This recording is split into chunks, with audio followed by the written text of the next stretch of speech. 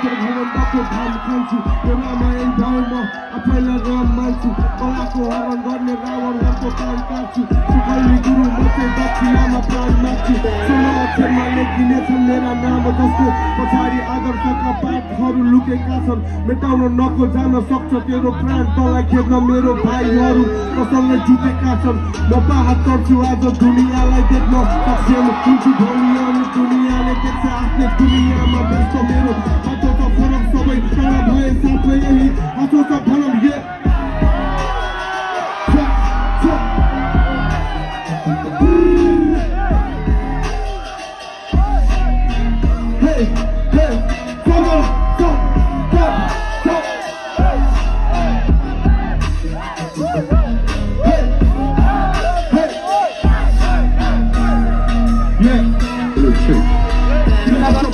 यो बगैँचामा बस्न छका बुझ्दै आए मालीहरू आफै मलाई खास्न भन्दा गाईहरू भन्छन् के छ तेरो यो आत्मबलमा कलमले